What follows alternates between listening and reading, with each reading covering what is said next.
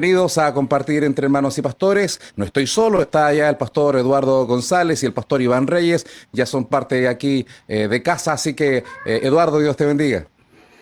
Un abrazo, Pastor Boris, Pastor Iván, a la distancia. Estamos geográficamente de lejos, ¿cierto? Pero unidos en el Señor, en un mismo espíritu. Y también a todos los hermanos que nos escuchan, a los que escuchan desfasado también, ¿cierto? O que lo ven después por transmisión. Un abrazo para todos ellos, una bendición compartir junto con ustedes. Así es, pastor Iván.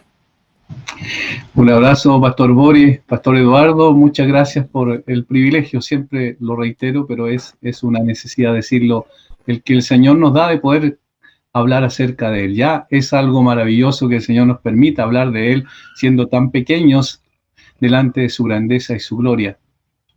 Lo mencionaba, pastor, al comienzo respecto a que siempre somos discípulos, estamos aprendiendo y por algo uno de los nombres de nuestro Señor es Maestro.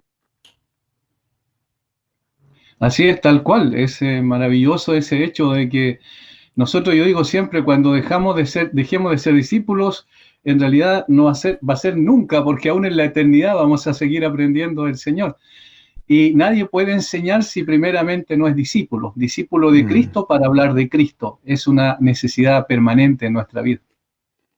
Amén. Bueno, durante estas semanas que nuestros hermanos nos han estado escuchando en sintonía, muy atentos, muchos de ellos y otros que quizás hoy día primera vez que son parte de la audición de este programa, hemos estado caminando, conociendo acerca de nuestro Dios, atributos de nuestro Dios, y hemos visto varios de ellos. Hoy día compartiremos uno que es apasionante como todos, pero la justicia de Dios. Lo decíamos que todos los atributos no es que estén separados, sino que son parte constitutiva, integral de este Dios maravilloso, un Dios que es santo, un Dios que es justo, un Dios que es amor, un Dios que es fuego consumidor, también dice la Escritura. Por lo tanto, la justicia de Dios, Él es inherente a Él, Pastor Eduardo. Correcto. Cuando hablamos de justicia de Dios, por dar una definición para base, ¿cierto? La justicia de Dios quiere decir que Dios siempre actúa de acuerdo con lo que es recto, y Él mismo, esto es súper importante, él mismo es la norma final de lo que es recto. Entonces, cuando decimos cuando hablamos de la justicia de Dios, la mejor definición de justicia es precisamente Dios. Entonces, Él es la norma. Y es muy interesante entonces meditar en esto, sobre todo teniendo en cuenta en el mundo postmoderno en el cual vivimos, ¿cierto? Donde no se quiere reconocer una verdad absoluta, menos una idea de justicia absoluta que resida en Dios. Por lo tanto, para nosotros como hijos de Dios es sumamente importante tener la idea escritural, bíblica, de lo que implica, de lo que es la justicia de Dios. Bueno, desde el origen, ¿no es cierto?, de las escrituras, desde lo más antiguo, desde los libros que están ahí al comienzo en el Antiguo Testamento, pasajes como el de Génesis 18:25, el juez de toda la tierra ha de ser lo que es justo. En el Salmo 7:11, Dios es juez justo. Salmo 96:13, juzgará al mundo con justicia. Este es uno de los atributos comunicables, Pastor Iván, porque independiente si la persona es cristiana o no, conoce a Dios o no, hay esto de la justicia, como que uno, en lo humano estoy hablando, hoy día se habla tanto de justicia y tan poco de Dios, pero el ser humano tiene este concepto quizás desdibujado, absolutamente quizás ahí lejano a la voluntad de Dios, pero le llega a través al ser creado a imagen y semejanza de Dios, este concepto de justicia que es un atributo comunicable que nos llega a nosotros, sus criaturas, y ahora a sus hijos, en el caso de los que hemos aceptado a Cristo. Sin duda, y eso es muy interesante lo que usted plantea. Tenemos una... Alguien habla de injusticia es porque ya asume que hay justicia, es decir, que hay un parámetro sobre el cual juzgar una determinada situación, algún concepto que existe en el hombre inherentemente en su corazón, viene con algo en él, igual como el caso de la moral, ¿cierto? Algo que es bueno o que es malo, en su conciencia viene con eso inherentemente, y eso es transmitido, por supuesto, por el autor de la moral, por quien es Dios mismo, que es bueno en esencia. Del mismo modo, la justicia también, la justicia que nosotros traemos en nuestro corazón inherentemente, como dijo usted, distorsionada por el pecado, sin duda. Sin embargo, eso viene con nosotros y eso es evidencia otra vez de que fuimos creados por un ser que es justo. El azar no puede producir justicia, como el azar no puede producir racionalidad. Y entonces todas esas características que están en nosotros muestran de que fuimos creados por un ser que es justo, por un ser que es racional, por un ser que es amor también. Entonces cada uno de los atributos de Dios, de una u otra manera, estos atributos comunicables, como usted bien plantea, están en nosotros distorsionados y por eso es necesario volver a quien es la justicia en esencia para poder entender de qué se trata y poder, sobre todas las cosas, y esto es muy importante, hoy que se habla de tanto de justicia social, que está infiltrándose una idea que no es, que es más, digamos, antropológica del concepto del hombre y no necesariamente de Dios que está infiltrándose en la iglesia, necesitamos tener cuidado, porque para poder tener justicia debemos tener una relación con el Dios de justicia. Para tener una relación con el Dios de justicia es necesario que seamos justificados por ese Señor. De tal manera que hay una serie de implicancias maravillosas en esto y seguramente el tiempo no nos va a alcanzar para abarcar todo, pero es maravilloso cuando uno empieza a ver las implicancias de lo que significa que Dios sea justo. Así es, bueno, dejaremos esa parte gloriosa de la justificación para la segunda parte, para remarcar quién es nuestra justicia, cómo es aquello. En este tiempo, bueno, hay tantos autores, ¿no? Hay tantas sistemáticas que uno empieza a revisar, a estudiar. Tengo alguna acá que habla acerca de la justicia interna o excelencia moral y esta justicia externa, rectitud o conducta, en la cual Dios también, bueno, el ser humano es un ser moral porque Dios tiene esta moralidad que le ha sido otorgada Mm. al ser humano. De hecho, es interesante porque me recuerdo cuando se nos preguntaba en el seminario cuál fue el gran aporte de Israel, por ejemplo, en el mundo antiguo. Y ahí tenemos a los grandes imperios, Babilonia, ¿no es cierto? Con toda su cultura, su belleza, Egipto y tantos otros, los caldeos. Bueno, ¿y cuál era el aporte de Israel siendo un pueblo tan pequeño? Y una de las cosas que dicen algunos estudiosos es justamente la moralidad. Basada en las leyes de Dios, leyes justas que están ahí expresadas en ordenanzas, es decir, Dios ha expresado esto y esto es algo que hasta la fecha en todo el mundo se valora tanto porque las pirámides quedan ahí, quedan ruinas en muchos imperios, pero la moralidad de Dios, las leyes de Dios siguen vigentes, Pastor Iván. Tal cual, y qué bueno que usted planteó esto porque yo tengo Deuteronomio 4 aquí, y precisamente Deuteronomio 4, donde en el libro de Deuteronomio Moisés hace una mirada retrospectiva a los primeros 5 capítulos a lo que fue la historia de Israel y cómo el Señor les sacó precisamente de la esclavitud en Egipto, los llevó por el desierto y están a punto, en los llanos de Moab, a punto de entrar a la tierra prometida. Y él le dice algo muy interesante, le dice: ¿y qué nación grande hay que tenga estatutos y juicios justos como es toda esta ley que yo pongo hoy delante de vosotros? Tal cual como usted lo estaba exponiendo recién. ¿Y qué nación grande hay? Esa es una forma de expresión, es una pregunta retórica que significa ninguna, hay Mm. absolutamente ninguna fuera de Israel que tenga estatutos y juicios justos como esta ley que yo pongo hoy delante de vosotros. Y esa es la gran contribución, porque el Dios que es moral establece también leyes que son morales y que son el parámetro para saber lo que es justo de lo que es injusto. El conocimiento del Dios de la Biblia nos lleva también a reevaluar todo nuestro previo conocimiento que nosotros traímos por tradición, ¿cierto? Incluso por tradición religiosa, que a veces no es consecuente y consistente con la escritura, y nos ayuda a nosotros a poder ser renovados en cuanto a nuestra mente para poder establecer lo que es justo y lo que no es justo en función del carácter de Dios y en función de la ley que Dios ha establecido. Ahora, interesante, Pastor Eduardo, porque cuando se habla de la ley escrita, que es maravillosa, fundamental, el hecho de que nosotros tengamos el Nuevo Testamento y la lectura de la Biblia con los lentes del Nuevo Testamento en Jesucristo no invalida los principios del Antiguo Testamento para nada. Por eso que los tenemos y tenemos la Biblia Antiguo y Nuevo Testamento, tenemos mucho que aprender de los preceptos dados por Dios. Pero ir incluso antes de la misma ley establecida, en el caso de José, que sin ley el conocimiento moral y espiritual que tenía le hacía ser un hombre justo. Qué interesante Mm. eso también, Eduardo. Sí, claro. Cuando nosotros examinamos o cuando vemos los hombres del Antiguo Testamento, definitivamente el nivel de revelación que ellos poseían no era tan vasto como el nuestro, porque tenemos la consumación en Jesucristo.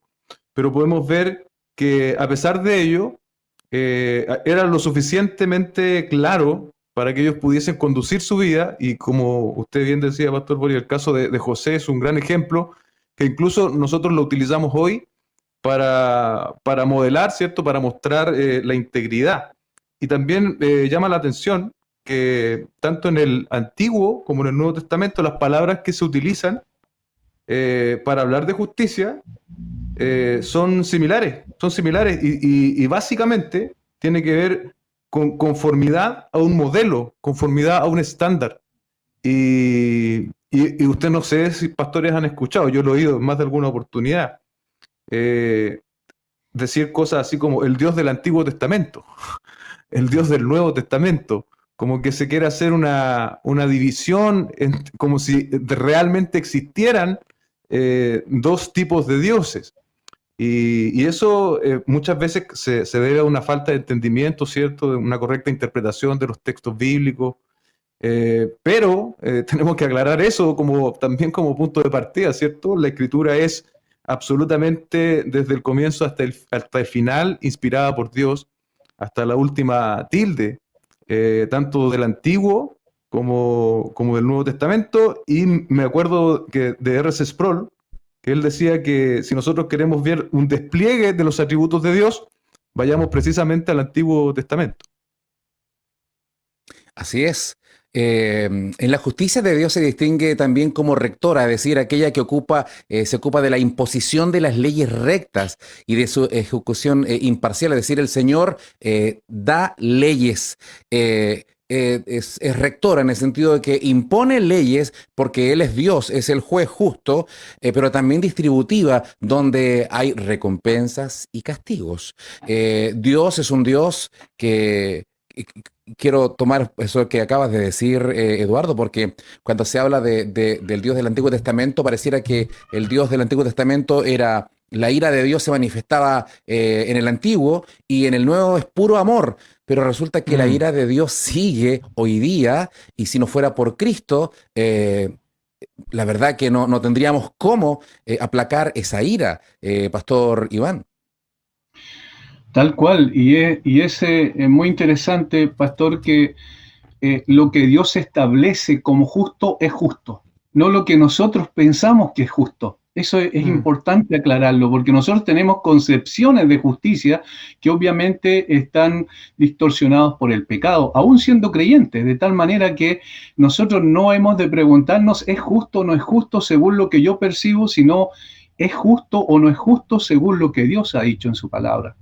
Y esto nos ayuda también a poder entender que, en efecto, la justicia de Dios se manifestó en una forma especial y particular, en un acto especial en el Antiguo Testamento a través de dar la ley. La ley, los 10 mandamientos que conocemos, o el decálogo como lo conocemos, es precisamente la expresión de la justicia de Dios. Es decir, Dios dice, esto es justo, y comienza a decir, ¿cierto?, en 10 leyes lo que significa la justicia, primero respecto de Él y luego respecto de nosotros entre nosotros mismos, en la segunda parte de la ley. Y eso implica, si violas esta justicia, vas a tener necesariamente un castigo. Ahí es donde estamos en la justicia retributiva. En Romanos capítulo 1, el apóstol Pablo dice que las personas que no tomaron en cuenta a Dios recibieron en sí mismo la retribución debida a su extravío. Y no queremos hacer caso como lo que ocurre en la sociedad y finalmente el mismo pecado llega a ser el instrumento para poder retribuir su mala conducta, su alejamiento de Dios, la satisfacción de sus propios deseos. Y hay obviamente una justicia que es la justicia que nos espera, porque en Romanos capítulo 1 dice que la ira de Dios se revela desde el cielo contra toda injusticia e impiedad de los hombres o impiedad e injusticia de los hombres que detienen con injusticia la verdad. Pero esa ira que se revela es presente y esa ira se refiere a que Dios nos entregó simplemente para que las personas manifestaran su conducta pecaminosa y recibieran en sí mismo por esa conducta pecaminosa la retribución debida a su extravío. De tal manera que Dios establece una justicia moral para que también en base a esa las personas puedan recibir castigos o también ahí hay otra parte que dicen algunos teólogos, no me gusta mucho el término remunerativa, es decir, la justicia que recompensa. Yo diría más bien recompensa más que remunerativa porque parece ser que lo primero es como si nos hubiésemos ganado algo y nunca nosotros nos ganamos nada porque todo es por gracia del Señor. Sin embargo, si violas esta ley, vas a tener un castigo. Si andas en esta ley, vas a tener una consecuencia positiva, obviamente. Así es, quiero regresar un poco a algunos conceptos que vertió el pastor Iván en su momento, porque vivimos en un tiempo muy especial en el mundo, en Chile, en Latinoamérica, cuando se habla tanto de justicia social. Y la verdad que pareciera que son conceptos solamente políticos o de ciertas banderas ideológicas, pero cuando revisamos la escritura sin esos lentes ideológicos, porque el que tiene la ideología va a ver su bandera en todas partes, Mm. pero cuando revisamos la escritura, cuando podemos leer la escritura, nos encontramos, por ejemplo, en el libro de Proverbios, la importancia de la pesa justa, de que todo sea de forma correcta. ¿Para qué hablar de los profetas del Antiguo Testamento que hablan acerca de poder una palabra fuerte respecto a quienes abusaban de los pobres, de los campesinos y todo aquello? Es decir, estos conceptos de justicia social son muy anteriores a cualquier doctrina humana, política. Pastor Eduardo, esto es muy importante porque quizás alguno se puede confundir en esta época y extraviar por no conocer el Espíritu de Dios puesto en las Escrituras. Sí, es un tema bastante complejo por las aristas que tiene, pero sin lugar a duda, Pastor Boris, tú diste en el clavo en lo que dijiste, porque finalmente el que obedece a estos adoctrinamientos actuales, como el tema de la justicia social, tiene esa hermenéutica en sus ojos, y por lo tanto va a leer la Biblia y va a encontrar no lo que la Biblia dice, sino lo que él quiere creer en la Biblia, y ahí va a hacer, ¿cierto? Me parece que esto no lo hemos tocado, pero el ejercicio que es la eisegesis, ¿cierto? Que es imponer en el texto mis propias ideas. Ahora bien, es cierto que nosotros tenemos que tener una demostración de buenas obras y eso puede ser tremendamente amplio, ¿sí? Pero el objetivo, ¿cierto?, de nosotros como cristianos, como evangélicos, es primordialmente el evangelio, la regeneración. Nosotros somos llamados a predicar el evangelio y ese es el medio que Dios va a utilizar para llamar muertos a vida espiritual. Pero cuando yo cambio el énfasis, cuando yo pongo el énfasis social por sobre el evangelio, podemos terminar absolutamente perdidos. Y me acordaba mientras planteaban la pregunta de que justamente en la época del Señor Jesucristo había una expectativa de un nuevo reordenamiento social frente a Jesucristo. Los fariseos esperaban un rey, un político, un militar, alguien que los viniese a liberar. Pero el mensaje del Señor Jesucristo no fue ese, sino que tal como en la conversación con Nicodemo, ¿cierto? Tienes que nacer de nuevo. Entonces nosotros como hijos del Señor no tenemos que dejarnos contaminar con ese tipo de asuntos, entendiendo cada cosa en su lugar. Amén. De hecho, es tan interesante que esta conversión, cuando llegamos a Cristo, no tiene un componente meramente espiritual, sino que integral. De hecho, Pablo dice, Mm. el que robaba, no robe más, porque una vez que en Cristo somos nuevas criaturas, por lo tanto nuestras injusticias, nuestras conductas, nuestras visiones de mundo son transformadas completamente cuando el Señor entra en nuestro corazón, en nuestra vida, y hace todas las cosas nuevas. Y por eso que el Señor en esa restauración es una restauración que también trae que la justicia de Dios esté en nuestros corazones. Y adentrémonos de inmediato a este apasionante tema de, de lo que significa la justicia de Dios en Cristo Jesús, Pastor Iván.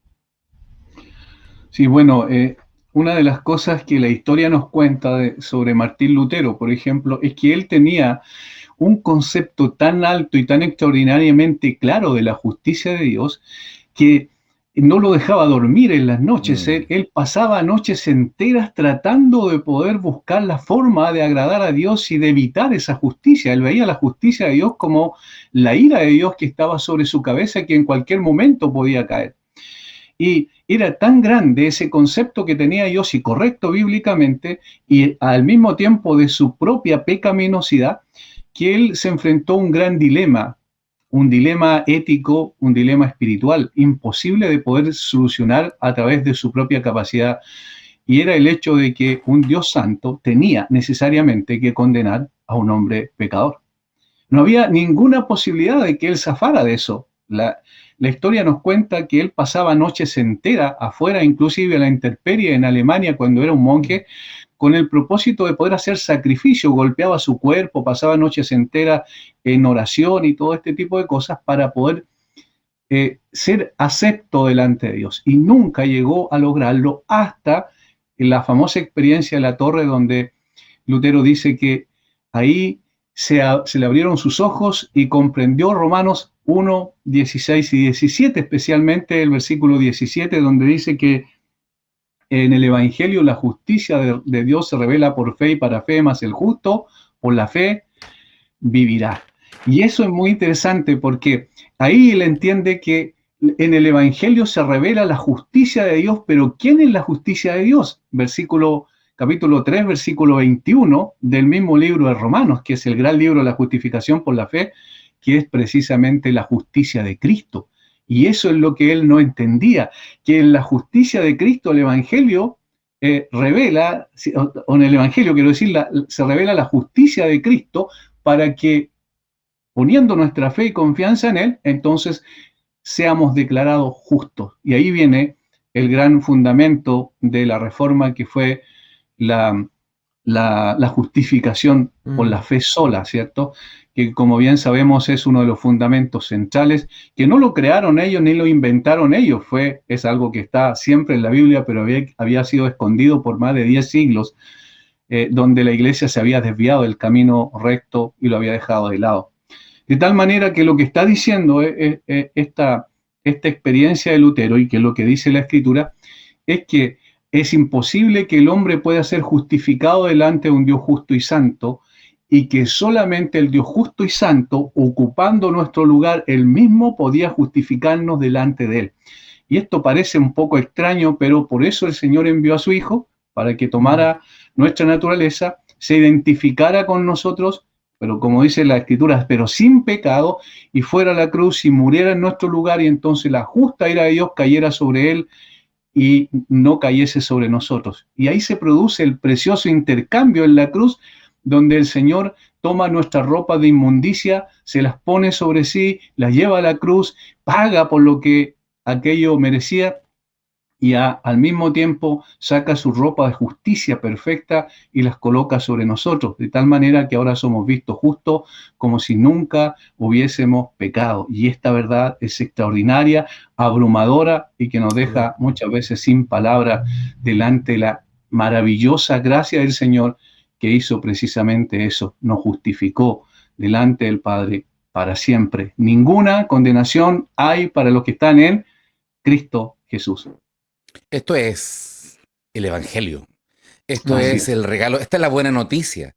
De hecho, es tan buena esta noticia que pareciera que no puede ser real, porque hasta la fecha, Pastor Eduardo, se sigue insistiendo en que necesitamos méritos para alcanzarla. Es decir, se predica a Cristo y aún así como que se siguen buscando favores, méritos, inclusive aún siendo cristianos, de repente consideramos, Mm, por ejemplo, que ayunar puede ser un mérito. No es mm, un mérito.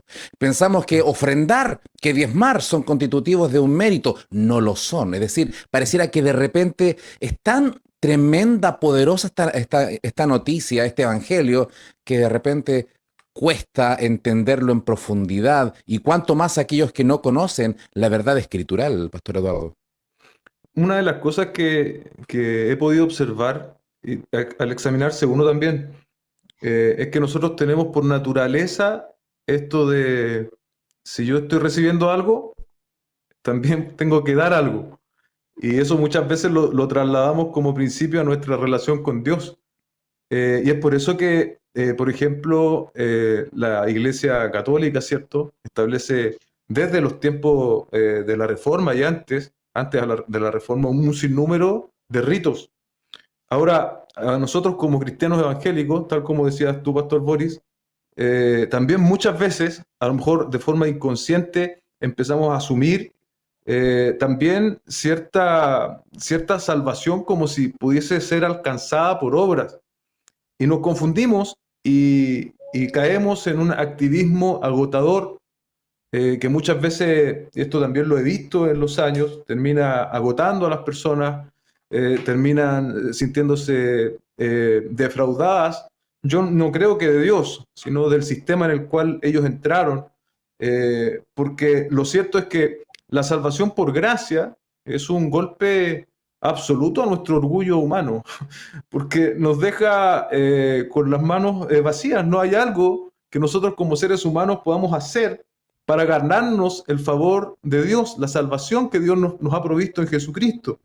Y eso es maravilloso. Quiero citar al pastor MacArthur. Dice, en la salvación de los pecadores se revela la santidad y la justicia de Dios, porque en la salvación Dios juzga efectivamente el pecado e imputa la justicia a personas para poder aceptarlas como santas, sin comprometer así su santidad y su justicia, que son sustanciales. Y solo para hacer el contraste, no significa con esto que una vez que estamos en Cristo vamos a vivir vidas disolutas y libertinas, sino muy por el contrario. Ahora tenemos el poder de Dios, el Espíritu Santo habitando en nosotros, justamente para mostrar buenas obras. Pero ya hemos entendido que esas buenas obras no tienen la capacidad de justificarnos delante de Dios. Libro de Romanos, volvemos a Romanos, que es una cátedra profunda al respecto a la justificación, esta doctrina maravillosa. Ahí en Romanos capítulo 3, verso 21, pero ahora aparte de la ley se ha manifestado la justicia de Dios. Se ha manifestado la justicia de Dios, Mm, testificada por la ley y por los profetas, la justicia de Dios por medio de la fe en Jesucristo, para que todos los que crean en Él, porque no hay diferencia, por cuanto todos pecaron y están destituidos de la gloria de Dios, siendo justificados gratuitamente mediante, por su gracia, mediante la redención que es en Cristo Jesús. Esto es tremendo, porque no teníamos ninguna posibilidad por cuanto todos pecamos y la ira de Dios estaba sobre todos nosotros, pero recayó en Jesucristo. Así como ocurrió en aquel acto profético de Abraham cuando iba a matar, ¿no es cierto?, a su hijo para entregarle una ofrenda y el Señor se provee de cordero para que ocupe nuestro lugar. Cristo ocupa nuestro lugar y por eso que eh, estar en Cristo es vivir en alabanza, es vivir en gratitud. Por eso que todo lo que hacemos no puede ser una obligación pesada, no pueden ser rituales simplemente por la tradición, sino que mm, todo en lo que nos debemos ver es amor y gratitud por todo lo que ha hecho. No tenemos cómo pagar, ya somos gente bendecida. De amén. repente se escuchan mensajes, ¿no es cierto?, sobre todo de la línea de prosperidad, como que la bendición nos va a llegar en algún momento. Y la escritura dice que ya somos benditos, Amén. fuimos bendecidos con toda bendición. Por lo tanto, vivir en esta gracia, Pastor Iván, es disfrutar el Evangelio. Sin duda. Y yo quisiera, tomando el mismo texto que usted mencionó, mostrar de alguna manera cómo el apóstol Pablo hace un paréntesis bien interesante del capítulo 1, versículo 17, donde comienza a hablar de la justificación por la fe, pero solo plantea, es decir, deja la proposición. Y luego, en el versículo 18, dice que la ira de Dios se revela desde el cielo contra toda impiedad e injusticia de los hombres que detienen con injusticia la verdad. Y parece raro, pero ¿cómo, Pablo, si tú estás diciendo que la justicia de Dios se revela en el Evangelio para que el justo por la fe pueda vivir, ¿por qué ahora el versículo 18? Y ese paréntesis comienza en el versículo 18 y termina en el capítulo 3, versículo 20, para mostrar la necesidad de que el hombre sea justificado por la fe. ¿Por qué? Porque el capítulo 1, versículo 18 en adelante, al capítulo 3, versículo 20, habla de la condición pecaminosa del hombre, de los paganos, es decir, de aquellos que no tenían en cuenta a Dios ni tenían ningún concepto correcto de Dios, los moralistas y los judíos o los judaizantes, ¿cierto? Que tanto decían adorar a Dios, y los pone a todos en el saco y dice, todos, absolutamente todos están bajo condenación porque todos pecaron. Y entonces retoma digamos, el tema de la justificación por la fe en el versículo 21 del capítulo 3. Si nosotros leemos estos dos nos damos cuenta, versículo 17, capítulo 1, porque en el Evangelio la justicia de Dios se revela por fe y para fe, como está escrito, mas el justo por la fe vivirá. Pero ahora, aparte de la ley, se ha manifestado la justicia de Dios testificada por la ley y los profetas. ¿Notan cómo retoma nuevamente el tema? Ahora, ¿por qué lo menciono? Porque es muy interesante cómo el apóstol Pablo plantea eso en Romanos, del capítulo 3, versículo 21 en adelante, hasta el capítulo 5. Al final del capítulo 5 va a hablar sobre la justificación por la fe propiamente tal. Pero esto trae como consecuencia algo. Capítulo 6 y 7 va a hablar de la santificación. Y capítulo 8 va a hablar de la glorificación. No sé si ven la conexión. Mm. Noten, el hombre está condenado. Solo puede ser justificado por la fe en Cristo porque la justicia de Cristo le ha de ser imputada a él por la fe. Luego, la justificación trae como consecuencia la santificación. Como decía el pastor Eduardo, sin santificación sería una negación de la justificación. Todo aquel que es justificado necesariamente es santificado. Y luego el apóstol Pablo termina en la gloria cuando dice, ¿verdad? En el capítulo 8, que las aflicciones del tiempo presente no son comparables con la gloria que en nosotros ha de manifestarse.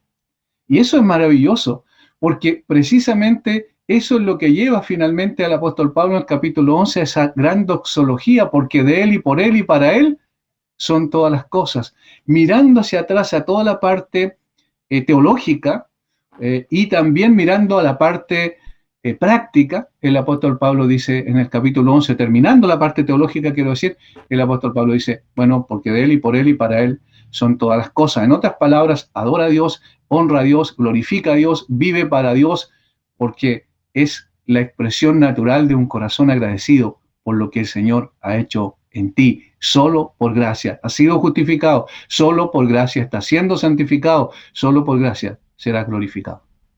Esta salvación, esta justificación produce en nosotros un tremendo peso de gloria que va transformando nuestras conductas diarias. Por eso que nuestro concepto de justicia ahora, el estándar ya no es humanista, es Dios. Por lo tanto, nuestra manera de vivir respecto a en nuestros trabajos, en nuestros negocios, en nuestros estudios, en cualquier ámbito, el nivel, no porque lo exija alguien, sino porque está en nosotros esa medida, ese estándar de justicia debe ser más alto que el de los fariseos, más alto que el del mundo. El grado de justicia del cristiano debe ser muy alto porque no podría ser de otra manera, Eduardo. Así es, en un proceso, ¿cierto?, de madurez y crecimiento, nosotros debiésemos en nuestro caminar cristiano no solo añadir años, no solo añadir algunos versículos aprendidos, sino conformidad a la palabra del Señor. y entendemos que este es un proceso de carácter espiritual. No es autoimpuesto, pero a la vez también tenemos participación, porque si nosotros esperamos algo especial o extraordinario, ¿cierto? Para empezar a correr una vida de santidad, de mayor devoción, la verdad es que podría pasársenos la vida en ello. Y por otro lado, la palabra de Dios es lo suficientemente clara, como decía el pastor Iván, una vez que hemos sido justificados de forma continua, ese solo hecho comienza la santificación. O sea, donde termina la justificación, por decirlo así, comienza la santificación. Y nuestro estándar es justamente la palabra del Señor. No, por lo tanto, no tenemos algo que inventarnos, no es necesario, amados hermanos que están oyendo, que usted espere en este sentido una voz sobrenatural o un sueño. Todo lo que el Señor quiso revelarnos ya está en la Escritura, y es tiempo de correr, tiempo de disponerse para el propósito, ¿cierto? Efesios 2:10. Esas buenas obras que Dios ya preparó, están listas, pero nosotros tenemos que correrlas. Qué tremendo el encuentro de Jesucristo con nosotros. Qué profundo.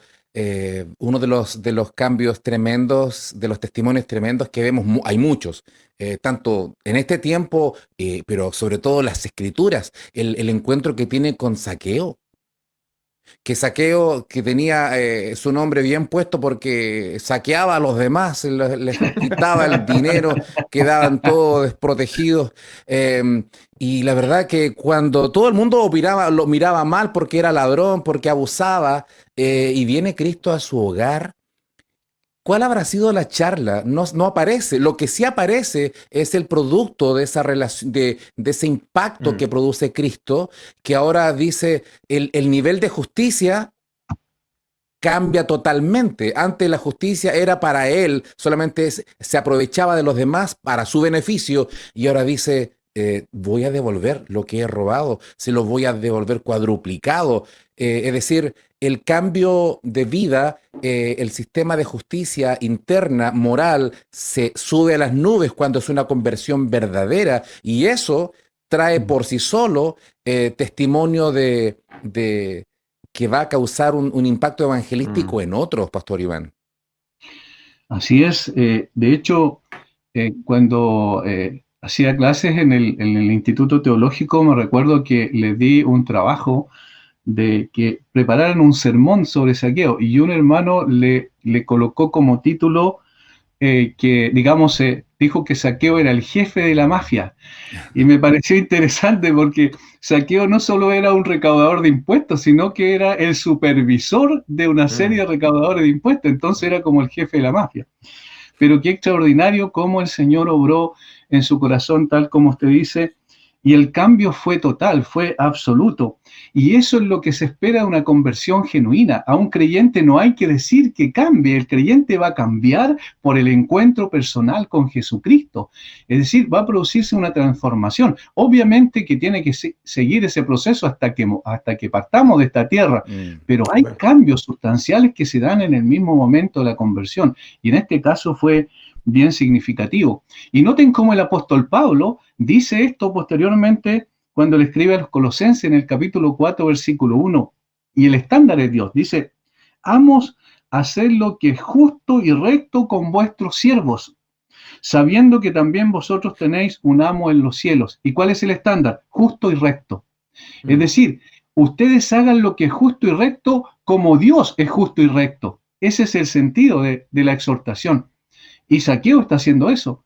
El Señor Jesucristo no vemos allí que le dice, mira Zaqueo, tienes que hacer esto, esto, otro, sino que él inmediatamente se da cuenta de que su estándar de justicia era absolutamente equivocado, lo deja de lado y ahora comienza a vivir de acuerdo al carácter del Señor Jesucristo. Y hermanos, eso es maravilloso, como usted reitera, Pastor Boris, yo siempre lo digo en la iglesia a los hermanos, no se trata del cumplimiento de ciertas cosas externas, eso es muy fácil. Se trata de un cambio total en toda nuestra vida. Si hemos sido negligentes en nuestro trabajo, comenzamos a ser diligentes. Si hemos sido personas que no actuamos correctamente o actuamos para poder ganar beneficio para nosotros, ahora vemos cómo Cristo es glorificado a través de lo que hacemos y entonces nos olvidamos de nosotros y nuestra vida se transforma en una vida cristocéntrica. Él que sea honrado porque Él es justo y recto, yo quiero ser justo y recto, yo quiero vivir de esa manera. De la misma manera como el Levítico dice, ser santo porque Él es santo, bueno, ahora ser justo porque Él es justo. Ese es el mismo proceso que se produce, pero es la obra del Espíritu Santo en nosotros que va moldeando nuestro corazón. Y todavía hay muchas cosas injustas seguramente en nosotros que tienen que ser quitadas y el Señor ir enseñándonos cómo se vive este proceso de justicia, ¿cierto? Práctico, porque somos justos posicionalmente y legalmente, pero necesitamos ser justos prácticamente también. Amén. Ahora, esto es para un debate, ¿no? El tema de por qué Pablo nos llama a la rebelión de que no haya más esclavos. Alguien podrá decir, pero está avalando la esclavitud. Bueno, es muy interesante. Lo que él, más que llamar a una rebelión donde se imponga algo, él se la juega con el evangelio transformador. Es decir, cuando el evangelio se instala en el corazón del amo de los esclavos, bueno, le pasó a Filemón, que era dueño de esclavos, pero ahora le dice, trátalo como a tu hermano, ya no como esclavo. Es decir, el evangelio transformador trae una justicia verdadera a la vida y a la sociedad, Eduardo. Sí, es muy bueno el punto, Pastor Boris. Porque en la iglesia primitiva se sentaba el esclavo con el amo. Y en el contexto de la iglesia, ellos eran iguales. Entonces, por eso también el apóstol Pablo, tal como bien dice usted, y la importancia del contexto también en ello, es muy relevante, como decías tú, que esto da para discusión. Pero eso es en un contexto, ¿cierto?, histórico, específico, y Pablo entonces norma, ¿cierto?, las relaciones en términos también de respeto, cuando vemos en las distintas cartas Mm. que deben seguir tratándose como hermanos, pero el que es esclavo, está en una posición de siervo, debe hacer un buen trabajo para ese que tiene por amo, y no destruye esas posiciones. No les dice échenlo todo por la borda, hagan un nuevo reorden, sino que manifiesta un nuevo orden, por así decirlo, redundante, pero desde la perspectiva cristiana, ¿sí? Que va más allá, ¿cierto?, de esclavo o no esclavo, sino en el trato, cómo se trataban estos hermanos.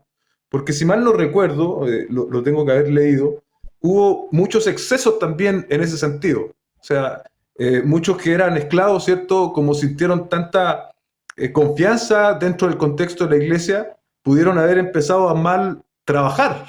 Y no debe ser accidental que el apóstol Pablo entonces dice que trabajen como para el Señor.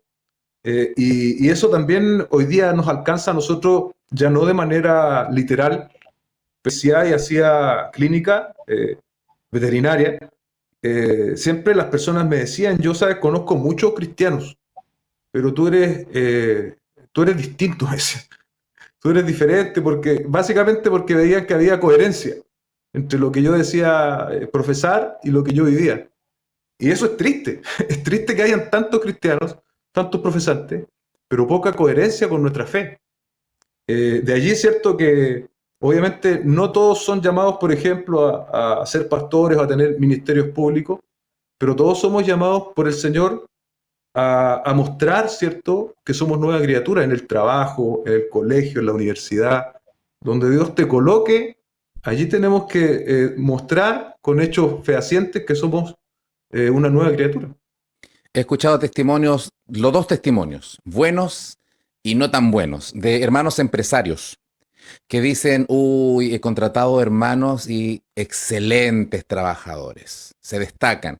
Pero también he escuchado, lamentablemente, otros testimonios en que dicen, contraté hermanos, pero se iban antes porque tenían alguna reunión, no respondían en el trabajo porque confundían que el jefe fuera hermano, entonces no había se perjudicaban solos. Por lo tanto, este tema de la justicia de Dios en el creyente aún da para las relaciones laborales que tenemos que hacer lo que tenemos que hacer de forma responsable donde estemos, sea quienes sean nuestros jefes, ya sean cristianos o no, nuestra conducta, dice, no sirviendo a ojo, es decir, aunque haya cámara o no, me vean o no me vean, si alguien se lleva una resma de hojas o se lleva cualquier cosa porque la práctica del robo hormiga en la empresa, bueno, el cristiano no lo hará. Pastor Iván, de esa forma también se predica. Sin duda, y la historia de la iglesia es buena para poder ayudarnos en eso también, en términos prácticos, porque lo que pasó con la Reforma Protestante fue precisamente eso. El concepto cosmológico que trajo Juan Calvino fue interesante porque él vio la soberanía de Dios sobre todas las cosas y sobre todas las áreas del quehacer humano, no meramente sobre el corazón en términos espirituales. Y lo que se plantea allí es precisamente que como Dios es soberano sobre toda su creación, nosotros siempre estamos en la presencia de Dios, entonces nosotros glorificamos a Dios a través de nuestra vocación.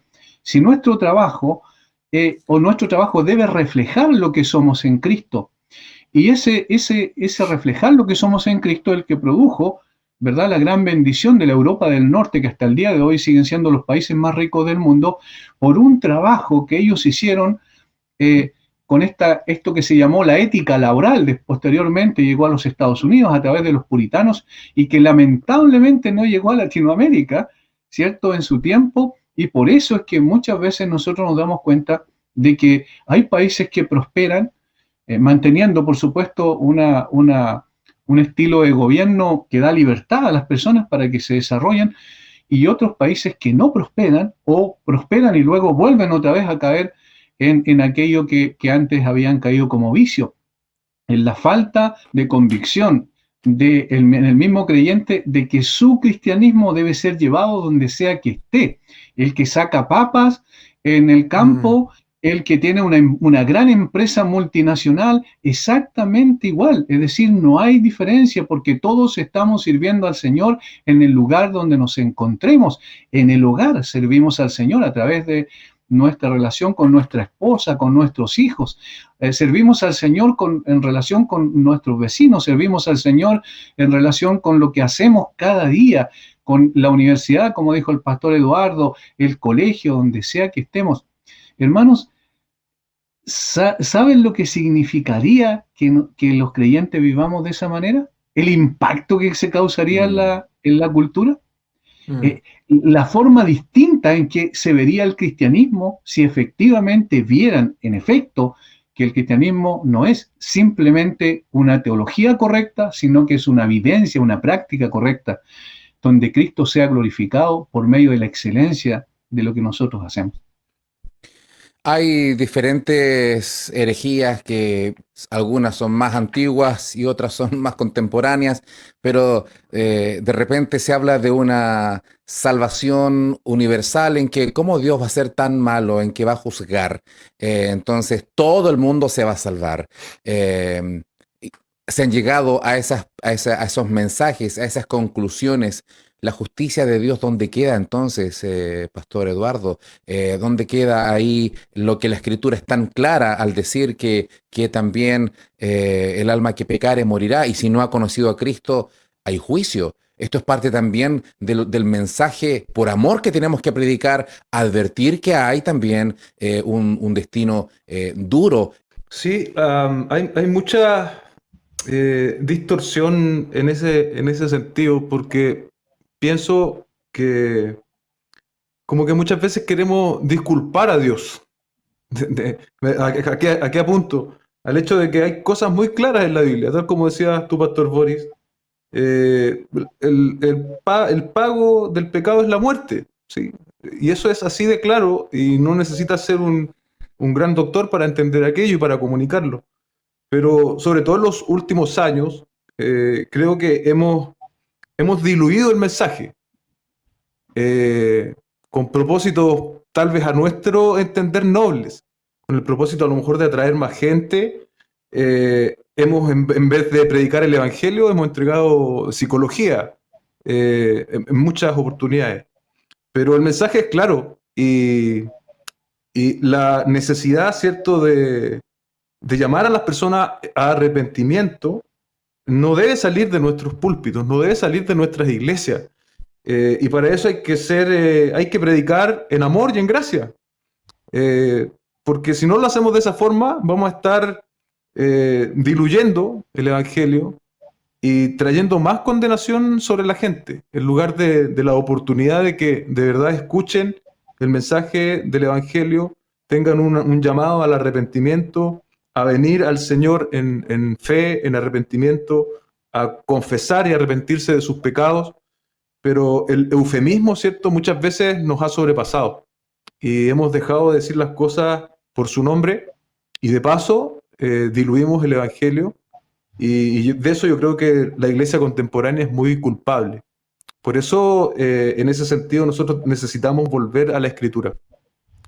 Sacar de una vez por todas los mensajes llenos de psicología, de buenos pensamientos, de buenas vibras, y volver al Evangelio revelado en la Escritura, porque tal como dijo el apóstol Pablo y escribió, solo el Evangelio es poder de Dios para salvación.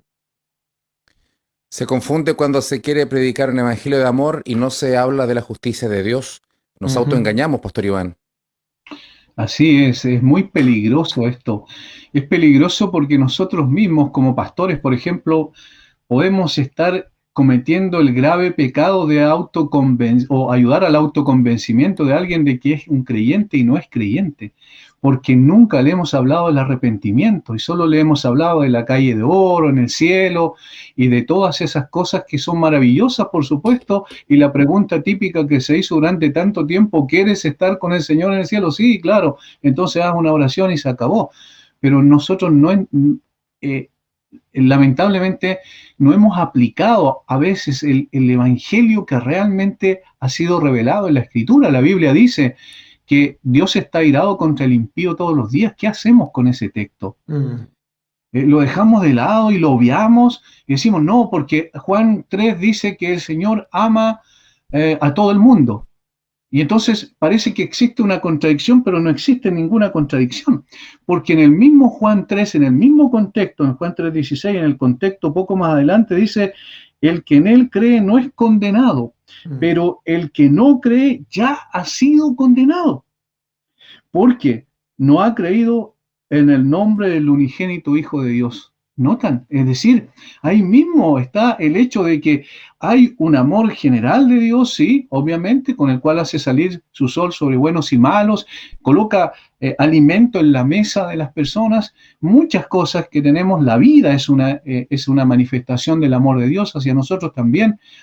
En la familia es una manifestación del amor de Dios, tantas cosas, pero el amor redentor de Dios, ese es el que obviamente nosotros debemos arrepentirnos y llegar a los pies del Señor Jesucristo como mendigos espirituales para extender nuestras manos y decir, Señor, no tengo nada para ofrecerte, por favor, sálvame. Y allí ocurre esa salvación extraordinaria, esa manifestación de convicción de parte del Espíritu Santo en nuestro corazón para darnos vida y darnos vida real, vida eterna.